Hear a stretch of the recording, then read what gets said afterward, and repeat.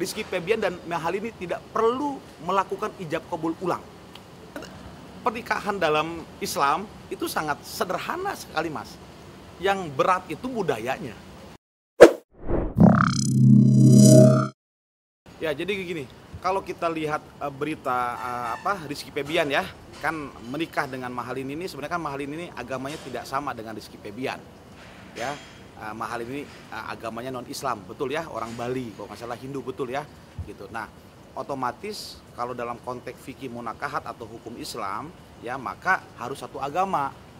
Ya, Rizky Febian ini kebetulan ya Muslim dan kemudian mereka sepakat mungkin tanpa ada paksaan apapun, akhirnya mereka menerima siapa Mahalini ikut agamanya dengan Rizky Febian, yang akhirnya Mahalini ini mu'alaf, ya. Sekarang beliau itu menjadi seorang muslimah. Otomatis ketika memang seorang muslim, Rizky Febian dan seorang muslimah Mahalini ini akan sepakat untuk menikah atau berkawin gitu ya, maka ini harus dilakukan proses akad ijab kabul gitu loh. Ya, seharusnya sih sebenarnya prosesnya bisa saja Mahalini ini langsung mendaftarkan ke KUA. Ya. Nah, ini juga harus kita lihat kenapa tidak dilakukan ketika memang sudah masuk Islam, lalu prosesnya ambil F1 formulir untuk NA gitu ya, untuk kawin di KUA. Kan gitu ya, KUA setempat, karena kan sudah muslim. Pertama si Mahalini sudah seorang muslimah gitu kan, kenapa nggak langsung? Nah, tetapi kan ternyata berita yang beredar Mahalini ini dengan Rizky Febian tandanya bisa saya pastikan mereka ini nikah dulu secara agama. Gitu loh. Setelah nikah secara agama memang sudah ada proseduralnya di Undang-Undang Perkawinan dan Kompilasi Hukum Islam. Apa namanya? Isbat nikah. Ketika seseorang warga negara Indonesia yang beragama Islam menikah ya secara agama Islam, maka ketika dia ingin menetapkan perkawinannya diakui oleh negara, apa buktinya? Keluar buku kawin ya yang warna hijau itu ya, status kedudukannya adalah sebagai suami dan istri secara negara administrasi kependudukan, maka seperti Mahalini dan Rizky tadi, dia melakukan isbat. Kemana? Ke pengadilan agama setempat. Ya, namanya permohonan isbat nikah. Nanti diperiksa semua oleh majelis hakim, lalu dinyatakan ditetapkan pada tanggal terjadinya perkawinan agamanya itu. Nah, ketika itu sudah keluar permohonan pengadilan agama setempat, ya, putusannya sudah ada, maka itu didaftarkan kepada KUA setempat, Mas. Ya, KUA setempat tinggal langsung memasukkan data informasi tersebut, keputusan isbat nikah pengadilan agama tersebut, yang akhirnya terbitlah buku kawin resmi di KUA atas perkawinan negara dan juga agama atas nama Rizky Febian dan juga Mahalini, seperti itu. Pernikahan dalam Islam itu sangat sederhana sekali, Mas. Yang berat itu budayanya. Itu yang pertama, ya. Islam itu simpel sekali, ijab kabul. Maharnya pun kalau kita bicara sejarah Islam, baju perang saja bisa jadi mahar, Mas. Ya, Ali menikahi putrinya Rasulullah pun seperti itu, ya. Hanya baju perang sebagai maharnya. Nah, maka ya, kenapa tidak dilakukan? Ini mungkin sedikit kita memberikan pengayaan. Pentingnya masyarakat itu banyak bertanya kepada ahlinya. Ya, mungkin saja sekali lagi maaf ya, keluarga di sana kurang menanyakan kepada ahlinya, ya. Kenapa tidak langsung mereka melakukan proses perkawinan langsung negara? Karena kan sudah mu'alaf Mahalininya, ya. Atau memang mereka menunda sementara ini karena mungkin ada proyek pekerjaan, ya. Ada pribadi keluarga mereka, dan ini saya pikir pasti mereka punya alasan yang tepat. Tapi secara hukum Islam, ya, apa yang dilakukan oleh Rizky Febian dan Mahalini, saya bisa katakan insya Allah itu benar. Jadi kalau sudah kawin siri, Mas, kemudian dia sekarang mengajukan permohonan isbat di pengadilan agama, kalau nggak salah sudah ada ya, dia sudah pakai penasihat hukum kan yang mengajukan itu. Maka secara hukum agama dan hukum negara, dia tidak perlu lagi ijab kabul. Paham ya? Jadi ketika memang diajukan permohonan isbat atas perkawinan agamanya, Rizky Febian dan Mahalini tidak perlu melakukan ijab kabul ulang. Ya. Maka dia langsung diterbitkan buku kawin atas hasil putusan tadi ke KUA setempat, seperti itu. Berarti itu sah di mata negara? Sah di mata negara dan sah di mata agama. Ya, jadi gini, kalau perkawinan agama itu, Mas, kita tunduk kepada hukum agama. Indonesia ini mengakomodir semua hukum agama dan adat budaya. Ya, itu ada di dalam undang-undang perkawinan. Itulah adanya di dalam kompilasi hukum Islam. Tetapi pelaksanaan hukum Islam sepenuhnya itu tidak dilakukan di Indonesia, Mas. Gitu loh. Maka kenapa perkawinan agama ini diterima? Karena memang hukum negara itu lahir dari hukum agama budaya yang sebelumnya ada, sebelum ada di Indonesia. Indonesia ini kan baru sekian puluh tahun, ya, 79 tahun. Sedangkan yang namanya Nusantara ini, ya, sebelum ada negara Indonesia ini sudah ada, Mas. Dan itu semua agama ada di sana, ada budaya di sana, ada adat yang terbiasa dilakukan oleh masyarakat kita.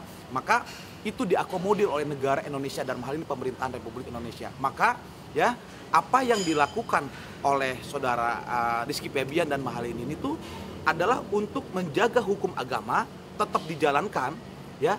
Norma-norma agama ini tidak dilanggar oleh dirinya berdua, ya, tetapi dengan pasti punya dasar dan alasan khusus mereka melakukan itu, ya.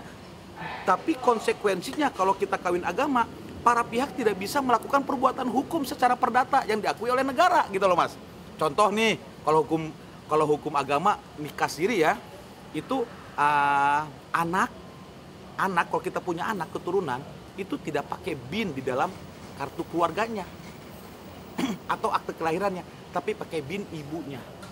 Ini contoh formulasi hukum, ya, yang dilakukan oleh negara untuk mengakui dan melindungi anak yang lahir dari warga negara Indonesia, apapun dasarnya. Ini bentuk terobosan hukum yang baik oleh negara kita, ya. Nah, maka perbuatan hukum perdata kalau dia kawin agama, maka dia tidak bisa melakukan itu. Itu perbedaannya. Jadi gini, Mas, di KUA itu ada namanya amil, ya, penghulu. Ya, penghulu ini ditetapkan oleh Kementerian Agama. Dan biasanya mereka ini adalah pegawai negeri. Tetapi kebutuhan petugas yang mengawinkan tadi untuk masyarakat Indonesia yang begitu luas, yang terkadang ini nggak cukup, Mas. Yang akhirnya Kementerian Agama Republik Indonesia ini meng-hire atau mengambil sejumlah orang sebagai amil, ya, di luar PNS, Mas, yang memang itu sudah memenuhi syarat secara hukum Islam sebagai amil. Maka amil inilah yang kadang digunakan oleh sejumlah orang atau masyarakat kita. Oke, jadi kalau kita menikah kawin siri itu perbedaannya, Mas, itu tidak di KUA. Itu satu. Tidak di kantor urusan agama. Itu yang pertama. Yang kedua, mereka tidak menerima buku kawin resmi negara. Kalau bedanya kawin agama dengan kawin resmi negara, ya, Mas, ya. Kemudian apa? Mereka tidak berubah administrasi kependudukannya, Mas. Ya, kalau dari awalnya bujang atau perawan, ketika kawin karena negara, dia berubah, Mas, menjadi kawin.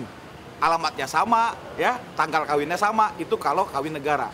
Kalau kawin agama, dia hanya membutuhkan sama seperti proses akad ijab kabul yang dilakukan oleh negara, sama aja, Mas. Cuma dilakukan oleh amil, ya. Jadi tidak langsung, ya, tidak langsung oleh penghulu yang ada di KUA, gitu loh, Mas. Ya, prosesnya sama, Mas. Ada pengantinnya, laki-laki dan perempuan, ada saksinya, ada maharnya, ya, maka sudah lengkap sebagai syarat perkawinan secara agama Islam, seperti itu. Katanya kalau misal pernikahan siri itu, kalau sang anak tidak bisa mendapatkan warisan itu seperti apa sih, Bang? Oke, jadi gini, kalau perkawinan agama, ya, misalkan akhirnya si bapak ibu ini kawin agama, lalu dia punya anak si A, gitu ya. Nah, bagaimana ini hak hukum untuk si anak?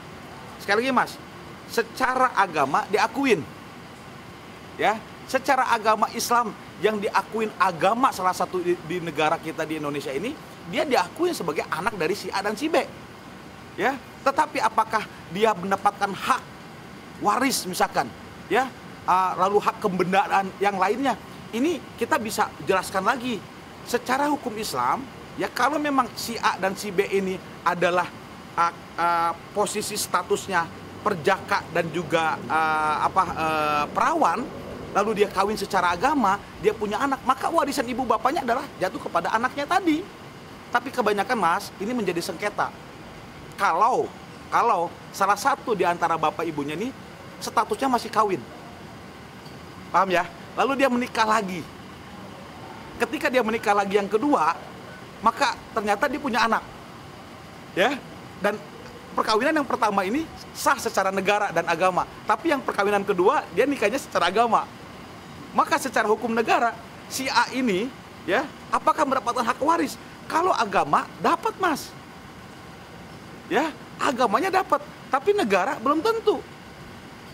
Gitu loh. Nah, ini menjadi sengketa hukum yang harus dibuktikan oleh pihak ibunya dan anaknya ini, bahwasanya betul mereka ini adalah anak ya yang akhirnya ini menjadi gugatan perdata di pengadilan negeri dan atau pengadilan agama setempat di Indonesia seperti itu.